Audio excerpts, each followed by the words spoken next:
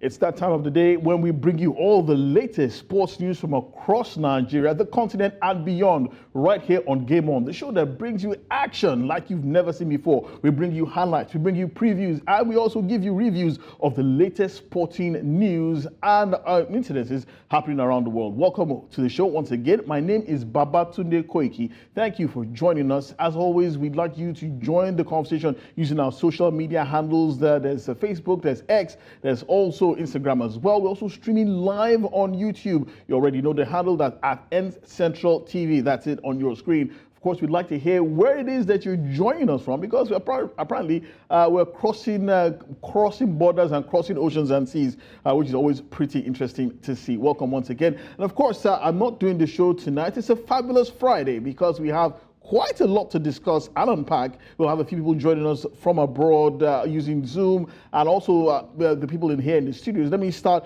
with the far right, looking bigger than everybody else in the studio. You still have to tell us exactly what you are eating in Côte d'Ivoire.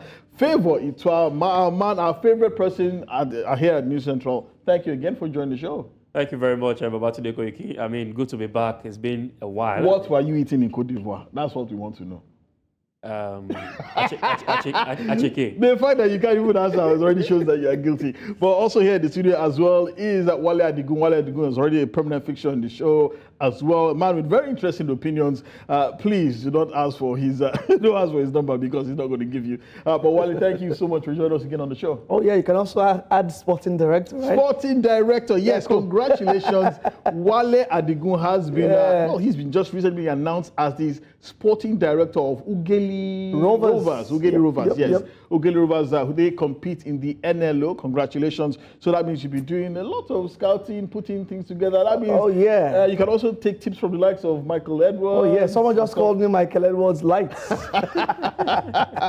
Let's just hope you have half his capacity then. Of course, I'm chomping at the bit. Man. Okay, I'm sure the people at Ugeli will definitely can look forward to great things from Ugeli Rovers. So let's start the show without further ado. And of course, let's start with what is going on at the African Games. And believe it or not, history was made today when Nigeria won its first ever gold medal in arm wrestling. Yes, that's it. That's her on the screen. Mausi Zanu won the first ever gold medal in the history of arm wrestling at the African Games, winning gold in the 55 kilogram left hand senior women's category. And also, that was really, really heartwarming. But Winifred Ndidi also won bronze in the women's 80 kilogram left hand as well. Gentlemen, well, let me start with the big man here, Favor. Apparently, I've been speaking with the president of the Nigerian Arm Wrestling Federation. He said it's not really by size, that there's actually technique here, but consider that you're the biggest man here. Let me start with you. Let me start with you, Favor. But arm wrestling, I never thought I'd see the day where arm wrestling would actually be a fixture at the African Games, but it seems to have come to stay. History was made today when Nigeria won the first ever gold medal in arm wrestling. Nigeria always setting the pace, it seems. Yeah, exactly. I mean, growing up, we always do arm wrestling. We didn't see it as a sport. Yeah, it was just an opportunity to just enjoy yourself, lecture, have fun in class. But seeing it at the competitive stage, it shows that what we take for granted is what a lot of countries are looking forward to, pick medals from the sport. And it's really interesting to see that Nigerians are, dominating in that particular sport. I mean, you look at the federation, waxing led in by strength. Samuel Jackson. And I would like to also ask, if I get the opportunity to talk to him, how a technique can help you, win in arm wrestling, because we are always told that it has to do with strength. It has to do with how big your arms or your hand is. Akilakpa, I will actually call it in this part of the country, yeah. Well, at the moment, it's what it is, and trust me, Nigeria is really doing a lot, despite the economic hardship we're having. Our athletes bringing smiles on the faces of Nigerians, especially in a sport that is not really known. Even in Nigeria, that is, it's a sport. Yeah, it's relatively new. It's been around for maybe 13, 14 years, but they've been making quite a lot of strides, Wale. Yeah. And the fact that Nigeria is actually winning a gold medal at the first try, it's really heartwarming. The Arm Wrestling Federation took 15 athletes there. There's already one gold medal in the kitty, another bronze. Can we look forward to more? Consider that it's an African competition, which means that the biggest and strongest arms across Africa are in the mix as well. Yep, I agree with you. And for a side or for a team, or also for a contingent that got into Ghana just on Wednesday and picking up a gold on a Friday, that's massive. Very interesting name for the president, Samuel Jackson. I like to call him Samuel L. Jackson. You could probably put an L in there. He's not related, by the way. But interestingly, a lot of people don't know, and maybe you guys also don't know, that the African Arm Wrestling Championship, Nigeria won it 2 years ago. Oh yeah, I do know. They've hosted it actually. Yeah, we hosted and we won. I think the one in Ghana, the last one was in Ghana last year. So it's been coming, and I'm happy that these are sports that we are realizing that we have talent and we can get laurels. Don't get me wrong. The fact that arm wrestling is now a continental sport is surprising, but the fact that it's actually now featuring at the African Games is even more surprising. Whoever thought breakdancing was going to be an Olympic sport? So is there a possibility that arm wrestling might not even get to the Olympics? Oh, it's possible. It's very much possible because what the games or event organizers always look for to is events or sports that can get the new generation in the mix. And with arm wrestling, it looks really fancy. It looks really cool. And also get the fact that, see, the sports we play these days, the youth or the younger ones don't want the longer version of it. You know, the time span is very much short. The attention span is not. Yeah, it's very, very short. Yeah. So with arm wrestling, I'm sure in 10, 15 minutes you're done. And put it on a global level, trust me, it's going to blow up. And Africa have started sowing the seeds. So when this becomes something global, I'm sure that, and I'm happy that we've started taking the lead continentally. And hopefully this can bring us global laurels if this goes global going forward. The one that actually scares me the most is if the slapping competition actually goes into the African. And today you're going to excel in that. No, absolutely not. But we'll definitely be bringing one of the key founders of the slap competition in Nigeria onto the show pretty soon, hopefully next week. A good friend of mine as well. Come on, tell us the science, the art and science behind what we like to call in this part of the world, Bamiletik in Dolowo. And by the way, we're hosting the World Championships for the arm wrestling. For the arm wrestling, next year, Ghana's hosting. And that is all part, and of course you can expect that Nigeria will be there as well. Let's move on and tell you a little bit about weightlifting today. Wrestling, I beg your pardon. We can tell you, as a matter of fact, thankfully, the Nigerian Wrestling Contingent is on its way to Egypt, Alexandria to be precise, to participate in the African Wrestling Championship. Just a few days ago, the president of the Nigerian Wrestling Federation, Daniel Igali, had cried out to tell everyone that there is a danger that Nigeria, who have done superbly well at the ongoing African Games, might not be at the African Championships, which serves as a pre-qualifier for the Olympic qualifiers, which happen in just a few days after the African Championship. So the African Championships will actually take place from the 19th to the 20th of March. That's the senior event. The junior events will take place a few days before, but the Olympic qualifier proper will now take place from the 22nd to the 24th of March. So you have to qualify from the African Championships first to get to the Olympic qualifiers. This team almost didn't make it, but we heard that thanks to a late injection of cash to the federation, the team is already on its way. One batch has left Nigeria for Egypt, Alexandria tonight. Another batch will follow along with Daniel Igali. Favor, I don't know why this always happens, but we already have a calendar. We know when these things are supposed to take place. It would have been unthinkable that a team that did so well at the African Games would not be able to participate in the African Championships.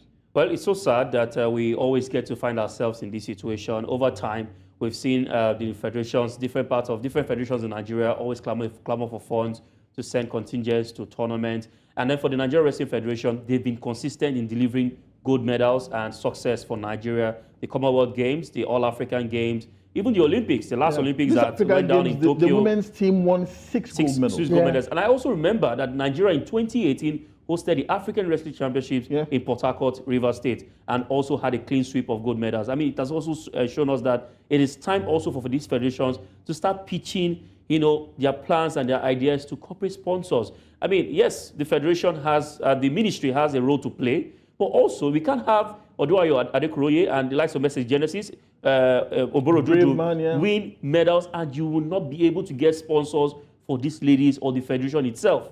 I mean, it calls for concern. Daniel Igali needs to do more than just, galvanizing things in terms of administering things for the federation, but rather go out there, tell the brands that these persons can actually give you gold medals in African championships. Then put your money. We see what handball is doing at the moment. We've also seen how yes, we know football is well advertised and it's easy to get sponsored, but for the wrestlers, they've done well to be able to get sponsors instead of waiting for just the ministry funding. But, Wale, there's only so much that Daniel Gali can do.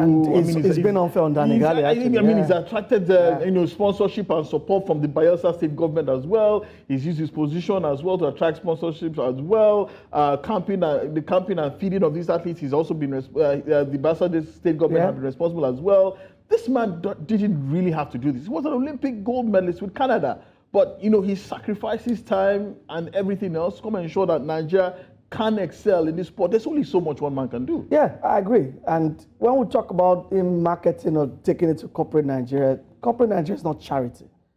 They also want ROIs. Return on their investments, yes. But, if you have like breakfast cereal with the blessing of Odunayo on the back, or Adekuoroye on the front. The truth of the matter is, you ask yourself, how marketable is... I don't mean no disrespect, but how marketable is Odunayo Adekuoroye compared to Toby Amusan, compared to Alex Iwobi? I'm being practical here. And that's what corporate Nigeria is going to do. So the best Dan could probably do is also look at his connects in corporate Nigeria, and that's what he's been doing. And credit to him. Bayelsa State government have played its part. South basically has played their part in pushing these wrestlers, and there's little they could do. But they need support from the government as well. I was listening to Dan say that he was talking to the secretary of the ministry, and she was telling him that if she hadn't come to Ghana, why would he be telling him that these wrestlers are going to Egypt for the qualifiers? But I wanted to raise a very interesting point here. I think that we talked about a couple of days ago, the authenticity and the legitimacy of the African Games is suffering. Because I don't see any reason why the African Games can't serve as a qualifier for the Olympics when the Olympics is just a few months away. Absolutely.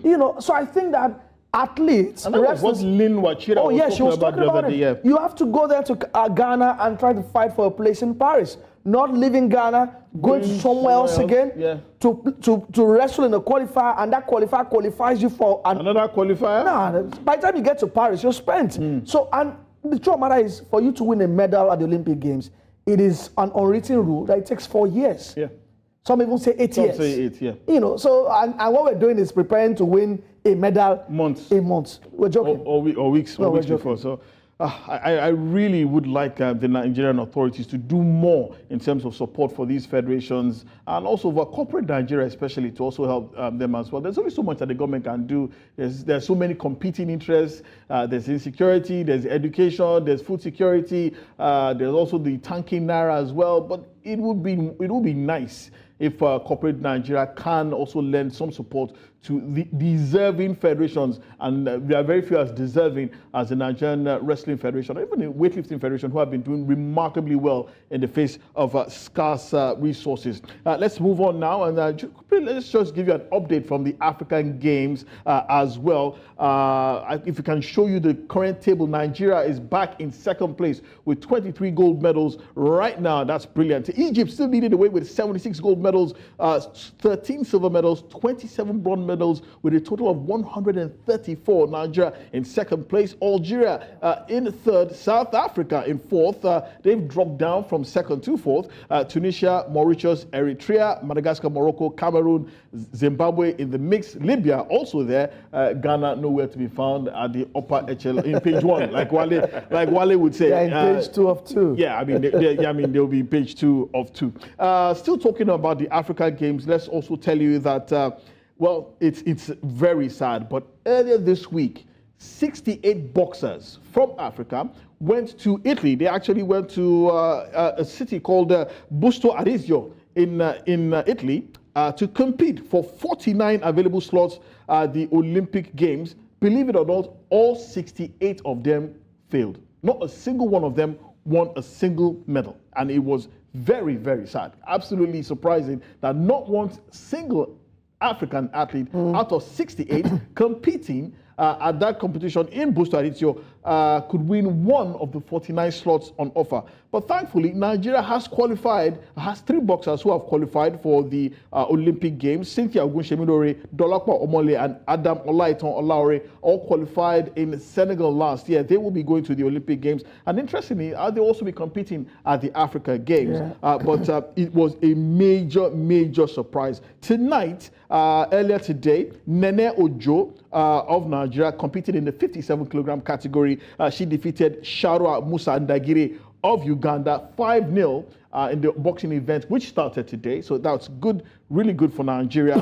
In just a few minutes, I think it should have started by now, Dolapo Omole will also be competing in the men's 57-kilogram category against Amir Farag Mohammed of Egypt. Also tonight, Ibrahim Aremu Yakubu in the men's 71-kilogram category will face Daniel Abenisem of Ethiopia, while Olaitan Olaore will also tackle Peter Alwanga of Kenya in the men's 92-kilogram category. That's the heavyweight division. Well, joining us right here from Lagos, Nigeria, is Babatunde Laguda. He is the General Secretary of Nigeria Boxing Federation. Mr. Laguda, thank you so much for joining us tonight on Game On.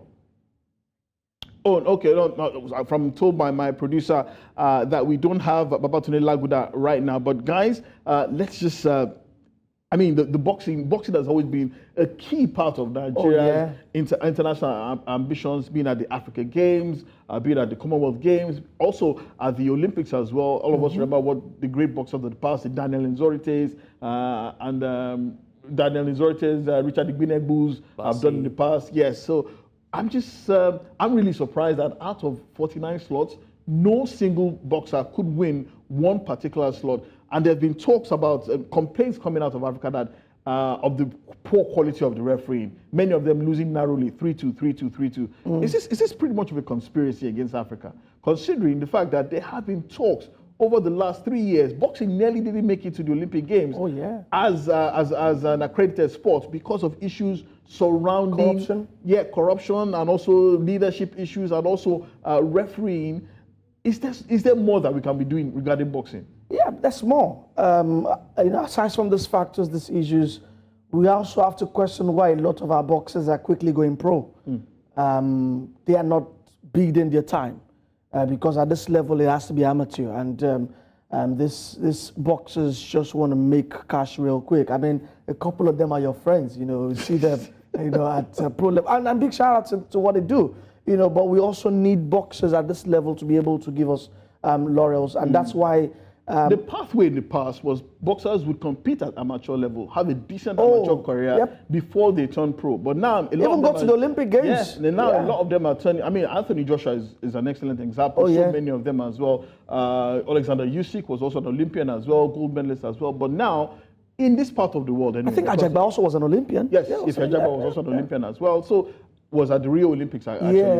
In this part of the world, considering economic issues that are on display and punishing everyone, you cannot blame these boxers for abandoning the amateur route and going to the professional route. Yeah, I'm going to take it from where you just pointed out, talking about the economic impact on these boxers. Now, for instance, in Lagos, Nigeria, when you go to the gym, National Stadium, you see the condition at which these boxers train is really appalling. Spartan and then some of them have to also do other jobs to sustain themselves. The only opportunity they have to make money is the National Sport Festival, which comes once or twice in 2 years. It depends on how each of every state get ready for this tournament. And then when they look at themselves, they ask themselves some question: if I continue fighting in amateur, how am I going to survive?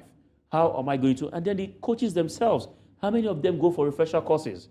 We look at the aspect of the boxers complaining of refereeing. What about the technical aspect of boxing? It's not just standing and throw punches. There are many aspects to boxing. People are also improving on a daily basis. You can't compete with Cuba. You can't compete with I was actually going to say that. Just add to what he said. Back in the day, we used to have a lot of excellent coaches from Cuba. Nigeria had this technical partnership with Cuba where they used to come and train our amateur boxers. But now it seems like we don't have that anymore, and we seem to be worse off for it. Only 3 Nigerian boxers have qualified so far for the Olympics. You believe that in a country like Nigeria, it should be more? It should be more, but it's even good news. 3 out of 18. I think only 18 African boxers have picked their tickets to Paris, and 3 of the 18 are Nigerians, which is good news. But I also believe there's another round of qualifiers coming up in Thailand. Yes, true. Which is a lesser, because the one in Italy, the creme de la creme came through. Yes. You know, so the lesser ones coming to Thailand, and more Africans. Those who haven't qualified, or they can still go over to Thailand. Lots of Africans will be there. But it's also a question of funds. Do Nigerian boxers also have what it takes to be able to go to Thailand and go and fight for that Paris ticket? That's pretty much the purview of the Ministry of Sports Development. But I'm hoping that they can muster the funds as quickly as possible to ensure that we can have more boxers participate in the Olympic qualifiers coming up later in Thailand. Just in case you're just joining us, we just mentioned that early this week, 68 African boxers competed at the Olympic qualifiers in Busto Arizio in Italy. Not a single one of them managed to pick up the 49 slots on offer. But leaving boxing behind, let's talk about athletics. The Blue Ribbon event, it will begin on Monday. Nigeria's Tobi Amusan is gunning for a historic Africa Games. She wants to compete in 4 different events and wants to become the first woman in history to win 4 gold medals in athletics at the Africa Games. She's going to do her specialty, the 100-meter hurdles. Yeah. She wants to do the 100 meters flat. She wants to do the 4x1, and I think and the 200 meters as well. So is it a bridge too far, gentlemen? Well, the fact that she is a hurdle specialist. Well, I'm thinking that the competitors in the African Games is not what we have when it comes to the world stage, likes of Camacho Queen, amongst others. In Africa, the only person that might give her a run for her money is Marie-Jose Talou of Ivory Coast. That's in the 100 meters. In the 100 meters, Ahore. Then in the hurdles, I think she has everything. I mean, it's currently in her plate. It's pretty much hers to lose, right? I mean, at the moment. So I'm thinking that she knows already that it's not going to be so. I'm not attempting to break record, maybe just to win the gold medal because, of course, but then don't take anything away from the other guys. We've seen also in the past that athletes that are unsung, when it comes to the All-African Games, they want to make name for themselves. This might just be their moment, but for Tobi Amusan, I think she just has everything going for her at the moment, irrespective of what might happen. It's tune up for her, though. So I think it's just for her to get in tune with the Paris Games. But she can also serve as like mentor to Faith Osamoyi, Stella Anyoleke. Yeah, they're going to be looking up to her. Oh, yeah. So that's a perfect platform for those athletes who are learning the curve to learn from someone like Amusan. Yeah, let's quickly show you the list of athletes that will be competing in track and field for Nigeria at the Africa Games. Don't forget that the track and field events will begin on Monday. Yes, you can see in the men's in the men's 100 meters, 200 meters, and 4x100 meters. There's an interesting prospect there. His name is Consider Ekanem. That's actually his name. Wow. So we are considering the fact that Consider might consider Nigeria and bring home an Africa Games medal. This is his first time competing at this level. And Nigeria also be competing in the men's 4x400 meters and 400 meters as well. Men's 800 meters, men's 1,500 meters. You can see that Nigeria practically, showing strength. Will I say in every single, in almost every discipline, it's but a then strong the triple squad, jump, long jump as well. It's a strong squad.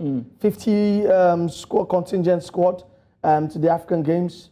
I also keep my eyes on AC Broom as well, who is in the long jump. Ruth Osoro also in the triple jump. But there's one name, interesting name, Patricia Ochonogo. Yeah, who is also in the triple jump.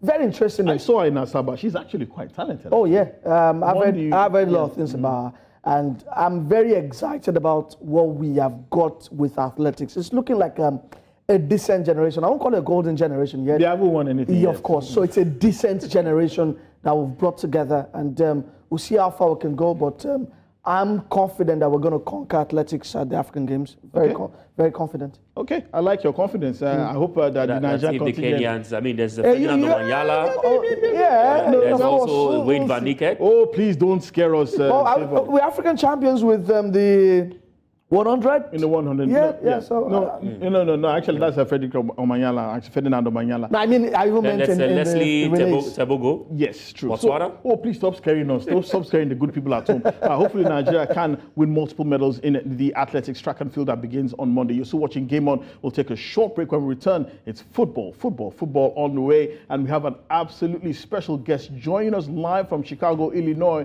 He's thrown his hat into the ring. He says he's the man for the vacant Super Eagles coaching job. You'll meet him after the break. Thank you for staying tuned. You're still watching In the Game here on News Central Television. I still got the guys with me. Favour Itoa, looking like a big man, and obviously big man. And of course, Wale Adigun is also here with me in the studio. It's time for football now, so let's quickly give you updates of matches that will be played in the Nigeria Professional Football League this weekend. 10 matches on Sunday, 10 great games to look forward to, and there they are on your screen. Abia Warriors tackling Sunshine Stars. Aqua United will be guests of Gombe United at the Pantami Stadium. Sporting Lagos return home to the Mobolaji Bank Anthony Arena, tackling Quara United. Niger Tornadoes will be guests of the Elephant of Aba, Eyimba in Aba, without fans. We're not sure whether the ban has kicked in already. It has. It has. It has. Okay, so Eyimba obviously they failed their appeal. They haven't. They didn't appeal. Yeah, Anyway, so that match will be behind closed doors. Hopefully, we'll not see any VAR controversy anymore in that match. Bendel Insurance will be at home to Doma United. Rivers United will tackle Heartland. While this, gentlemen, is a great game to look forward to in Ibadan. Shooting Stars versus Remo Stars. The Battle of the Stars, I like to call it. These two teams have some kind of intense rivalry going on. There has been violence in the past, so I hope that the authorities will be watching closely this game. Shooting Stars have been doing pretty well in the last few games. Remo Stars as well. They're up at the top, near the top of the table, gunning for the title. Let's quickly show you the top of the table, the top 6 teams in the MPFL as it currently stands. Lobby Stars leading the way, followed by Plateau United, Enugu Rangers, Remo Stars following them. It's just 4 points separating first from fourth. Anything can happen. Eyimba in 5th and Kano Pillars in 6th. Let's show you the bottom of the table. Miracles do happen because Heartland, who have been rock bottom for quite a long time, their last win has moved them off the bottom of the table. Gombe United have replaced them. Bayelsa United in 18th place, Aqua United in 17th, and just above them, Quara United and Rivers United. Rivers United, of course, have 2 games in hand because of their continental aspirations. Let's also go back to the Africa Games, where there are matches tonight that were played earlier today in the men's football event. We need to update that because those 2 games took place earlier on. Benin Republic versus Ghana, and of course Congo versus Gambia as well. And there's also Senegal versus Nigeria taking place right now as we speak, while it's Uganda versus South Sudan. Those matches currently speaking, those last 2 matches currently going on. And there's also matches in the women's draw as well. It's Ethiopia versus Tanzania, and of course Uganda versus Ghana. We'll be giving you live updates and tell you results of those matches as they have been played. But I can tell you that the game between Benin and Ghana, Congo and Gambia in the men's under 20 have already taken place. Well, gentlemen, it's now time for that part of the show that we have been looking forward to. Everyone knows, including their dogs and their neighbors, that the Super Eagles coaching position is currently vacant. What people do not know is that the Nigeria Football Federation has been receiving CVs from every corner of the world. The question is, should we get another foreign manager to tinker with the Super Eagles of Nigeria, or is this a job that is meant just for a homebred or homeborn coach? We've seen the likes of MS Faye do incredible things with Cote d'Ivoire. Before him, we also saw Ali Cisse also do the same thing with Senegal. And people have looked at that and said that maybe it is time that we find a Nigerian to tinker with the Super Eagles of Nigeria. Some big names have thrown their hats into the ring. Emmanuel Amunike is there. George Finidi is there. We heard that Sunday Olise has said he might be interested in coming back as well. Austin Eguavon, who is currently technical director, is there. Undubusi Egbo, remember him? He actually became the first Nigerian to win a league in Europe with FK Tirana in Albania. He's in there as well. But another name that has been very interesting to a lot of Nigerians is Michael Insien. He is the coach of the U.S. Under-19 national team, and he joins us now all the way from Chicago in the United States of America on Game On tonight. Michael, if you can hear us, it's an absolute pleasure to have you on the show. Welcome to Game On. Thank you for having me. I got a question for you guys first. What would you box me in? Am I indigenous? Yes, you're definitely indigenous. Yeah, I mean, Insien is not an American name, that's for sure. It's definitely not an American name. I think it's Akwa Ibom. Yeah. So yeah, but basically, he's asking, are we going to class him as an indigenous coach here? Or a foreign coach? No, definitely not foreign coach. He's definitely Nigerian, born and bred. But thank you so much for joining us, Michael. For those who don't know who you are, and I'm just been wondering, Michael Insien, never heard that name before. Could you just give us a brief intro to who is Michael Insien? Yeah, first of all, my experience with Nigeria I have been with the under-23 team. I was with the group that played qualifications in 2003. Although we failed to make it to the Olympics, I was part of that group. Since then, since what I've been doing since then, I've coached in youth football over 10 years, and then I went to the professional game as a head coach for over 5 years.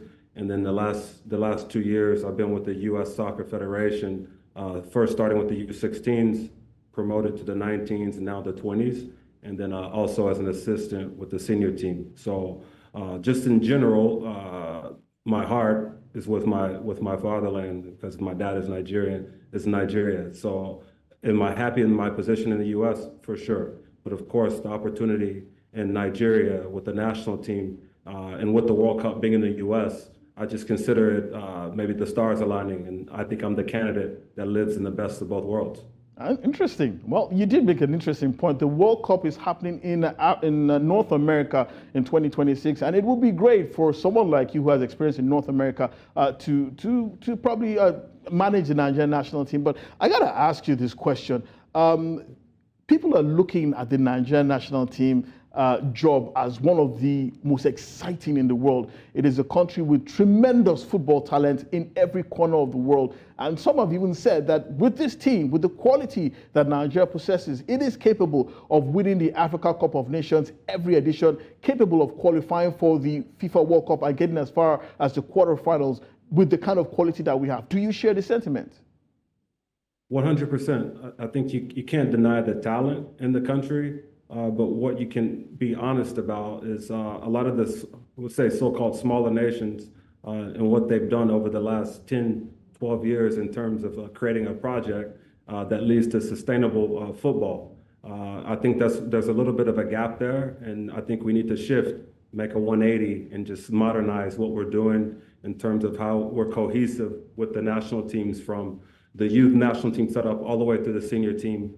So we're not looking for coaches. Actually, we're developing coaches, and the profile of the coach is obvious. We shouldn't be searching every year. It should be more consistent in terms of our performance, in terms of the coaches, in terms of players moving through each level. I think there's a lot to be done. And I think with my experience, to coach the senior team would be one part. To actually coordinate the entire infrastructure, I think it's also a major part of what needs to be done. Michael, I mean, there are people who are looking at you now saying, this fine, well-spoken, cultured, sophisticated gentleman who works in a serene environment where pretty much everything is as it should be. Why would you want to leave such comfort, in quotes, in North America and come and work in, do I say, chaotic circumstances here in Nigeria where things don't pretty much run as you probably know they should? For example, the Nigerian Football Federation does not have the kind of functional technical department that you might be used to. Is this something that you're prepared to work in, this kind of environment? Yeah, I think it's an important thing to know. I think first off, maybe supporters or fans would be looking at my situation at the U19, U20 level and saying, what makes them interesting as a senior coach? Well, the resources in the United States are vast, and they're building a facility that's going to be bigger than St. George's in England. So this is the direction football is going in the United States. Oh, wow. And I am happy to be a part of that. But when I look back, and if I want to look back at my life and think about the things that I accomplished, there's a big vacancy there in terms of what I've been able to contribute or take part of in Nigeria, and it's at some point it has to happen. And I look at it at this moment as a great opportunity. You can see how things, I think Nigeria needs someone with fresh ideas.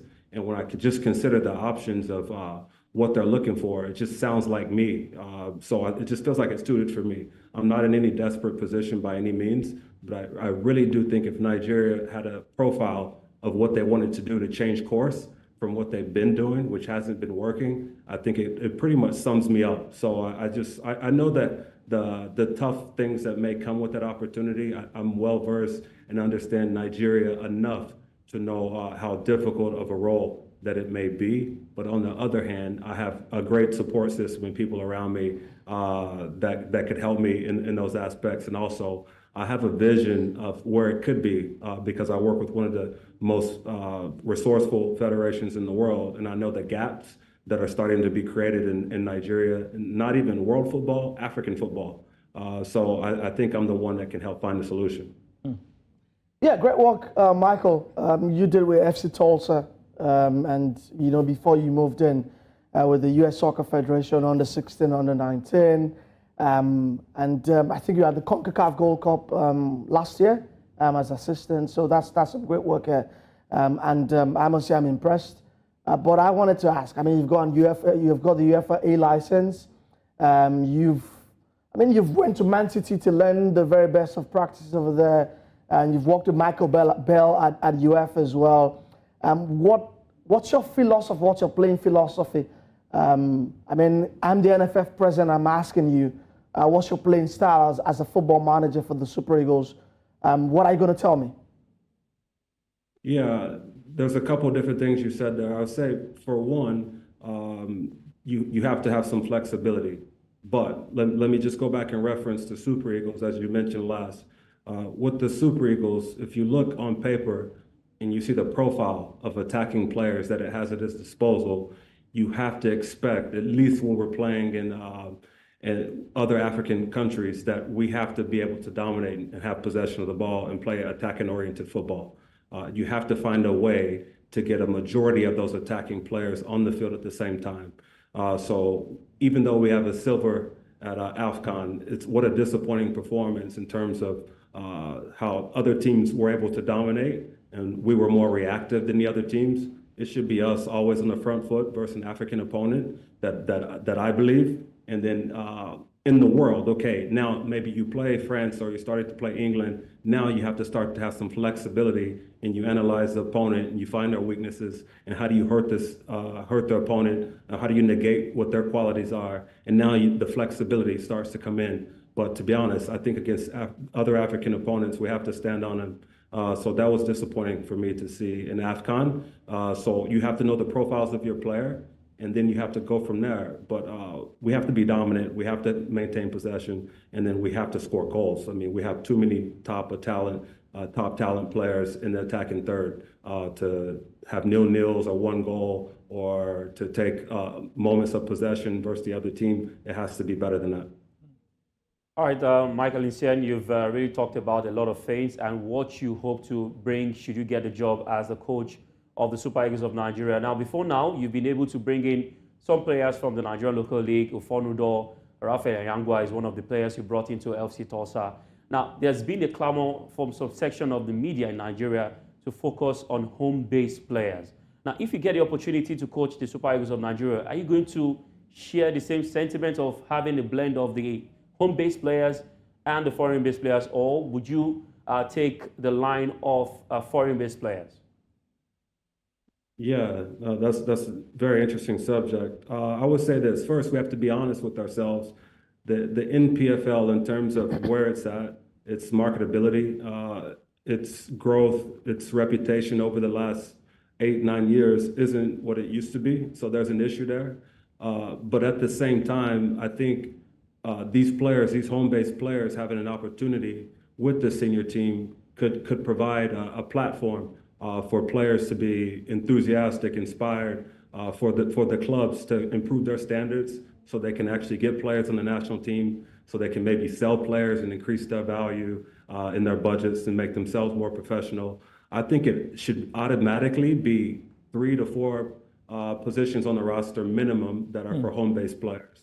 And now, I mean, if you take 27 players into a camp, why not? I don't think that's going to hurt you in terms of your ability to perform. I think that 3 or 4 players, what could happen is you could generate inspiration from not only from players, but from clubs to actually do things that can promote their players into that team, which boosts their own value in terms of their own club. So I would say, honestly, I think you have to have 3 to 4 minimum players on those teams in every camp in order to make sure we inspire clubs and players and generations of kids that their first step is in Nigerian football. And I think that's super important. That's an excellent answer, because I do remember the late Stephen Keshi actually had that policy of inviting a tremendous amount of players from the Nigerian Professional Football League into the national team. And that paid dividends when I think 8 members of that team were key members when they won the Africa Cup of Nations in 2013. But Michael, I have to ask this question as well. There are those who are looking at you and saying, look, he's American. The United States is not exactly known for football or soccer, as you like to call it. If it was basketball, if it was baseball or American football, now yes. But the United States' forte is not soccer, as it were. How would you respond to those who are saying that, oh, we're better off getting probably someone from Spain or Brazil or Portugal to handle the Nigerian national team? Yeah, I think some people live in the past. You know, if you look right now, and if you wanted to compare the league of MLS to NPFL, well, officially you cannot compare. Cannot compare in terms of brand, budget, and I would say quality and standards. You cannot compare the two. I think even with second division, if you look at rankings of leagues in the top 50, you'll find typically the first two leagues of the United States in the top 50, and I think maybe South Africa or one of the Northern African countries maybe sneaks into that top 50. I think so. People, if you're living in modern times, you know the U.S. isn't what it used to be. The U.S. can still be very prevalent in basketball and football and these other sports. With 330 million people, you can also have a segment of people that are involved in the population of soccer and still be a primary sport that gets a lot of attention. As I mentioned, the resources that are put into the United States are a lot. And I think if you look at the FIFA rankings, if you think they're justified by any means, you see the United States in the top 12, top 15 every time. And then there's not many other African countries that can boast that. So I think we need to shift and stop living in the past on how we see football or soccer in the United States. It's not what it used to be. And I think Nigerian players, even at the top level, will find it not easy to break into the league in the U.S. And then thinking in terms of finances, the resources that come with being a footballer in the United States are much more than the NPFL. But just for me, for example, my own is I understand both. My own is I understand the Nigerian league. Obviously, I'm well traveled in the Western world in terms of football in the United States, and I think that's why I consider myself as one of the top people that have an opportunity to take this position. I just don't see anyone else like me that has for lack of better words, the best of both worlds. Okay. Well, I have just two more questions before I let you go. I've been enjoying this conversation tremendously. But if you do get the job, is it possible that Nigerian Football Federation and Nigerian football can benefit from the tremendous amount of experience in terms of data analytics that people, that the United States Soccer Federation possess? If you do get the job, would you be willing to attract that kind of expertise back to Nigeria, especially with the federation? Yeah, I think right away, if I was offered and I accepted the job, I think just in terms of the standards of what it looks like to be into a camp, I think they have to go up right away. I mean, there's some certain standards that I would only want to work with because I know it would help the team be successful. And I think that's where you get a gap sometimes. You get players that are coming from top clubs in Europe, and then they're expected their training load and the analytics and data and how to analyze an opponent, or they track their own movement. These sort of things are normal in their current environment, and when they come back and they don't have these things, it feels a little bit light. It doesn't feel like something that's competing at a top level. And there's some certain standards for me right away that I think have to be applied in order for these players to feel like they're competing at the highest level. So that's just part of the package of what I think is normal for me, and I would hope to apply that to Nigerian football as well. Okay. Wally, you have one comment? Yeah, quickly, I wanted to ask you, Michael, if you were offered the job and you accepted, and your target was to win the AFCON in Morocco coming up in 2025. And qualify for the World Cup rather than the United States, Canada, and Mexico. Do you think it's feasible? Do you think it's possible from your standpoint? I think whatever has to be done, it has to happen pretty quickly. You know, I think there's a lot of things that, you know, I'm not a politician that I can say these things and then expect them to happen in 1 week, 2 weeks. But I would expect to have a plan and to hit the ground running. I do understand in terms of if you put every team on paper in AFCON or in World Cup qualifying, if you look at the group of Nigeria, now it's starting to look difficult because we've drawn 2 matches and we play South Africa. So it's starting to look a little bit unclear. But I think if you just looked on paper, the quality of the opponent, I think there's some minimal things that you could do right away that can get the team up and running and competing at a level that's good enough to qualify for AFCON and the World Cup. I think there's some very simple solutions for that. And I think once you kind of get into a rhythm and you get into those qualifications and you play some strong friendlies and you're able to really see what you're capable of, we need momentum. You know, we need some momentum that drives us into the World Cup. And I think right now there's just a lot of unclarity. There's a lot of lack of clarity. And what I hope is, for Nigeria's sake, is that we don't continue to repeat and do the same things, because it's pretty clear that it's not working.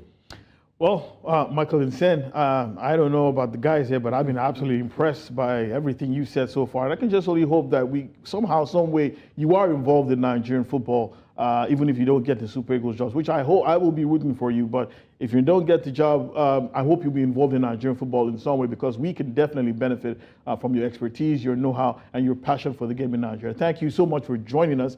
And hopefully the next time we'll be speaking, it will be to celebrate you getting the job as Super Eagles manager. Thank you so much, Michael Insen. Guys, thank you for having me. And I do believe, honestly, that I think it'd be the biggest headline for me to coach Nigeria in the United States in that World Cup in the United States. It'd be a massive headline. And I think we'd be the ones to press teams and no one would want to play us. Okay. Thank you very much, Michael. It's been an absolute pleasure. We hope to see you some other time. Bye-bye. Bye. Yeah, so Michael is saying, guys, I don't know about you, but I'm having goosebumps. So suave, had an answer for everything. Seems so on top of everything. Well, one thing that we must know is when you come for an interview, you're always prepared. But one thing we also need to celebrate and take out of it is the fact that he knows Nigerian players, and also he believes in Nigerian players. He has had Nigerian players from Nigeria in his team in FC Tulsa. That shows you that he's passionate about Nigeria. Okay. Very quickly, guys, let's quickly tell you that Atletico Mineiro's Arena MRV has been named the best stadium of 2023. It was built in 2023, and there was a list of 35 stadiums worldwide that are actually applied to be named Stadium of the Year. It was the Brazilian stadium that's located in the city of Belo Horizonte that was named the best stadium of 2023. It's just a 46,000 capacity stadium, beautiful looking stadium. There's nothing like this in Nigeria. So you guys should stop staring. Was named, please, favor, please. Well, the competition is in its 12th edition, and it has been won by stadiums in North, South America, and Europe and Asia. But unsurprisingly, it has not been won by a Nigerian, an African stadium. Let's also tell you very quickly before we go, that an Ivorian footballer was racially abused and assaulted in Kerala, India, for no apparent reason other than the color of his skin. I want to warn you,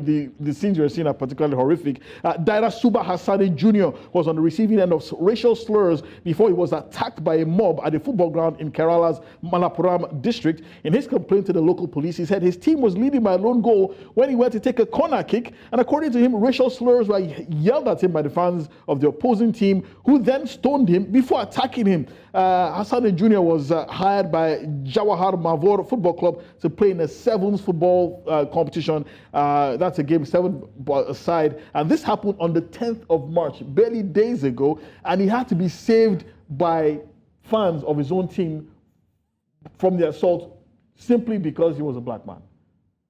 That's a shame. That's a shame. Well, considering what Vinicius Jr. is going through. Oh yeah, but this is horrific. Vinny didn't have to go through this, and I'm really ashamed for the Indians. We gotta go, Wale. We really gotta go. But thank you very much, Favor Twat. Thank you very much, Wale Adigun.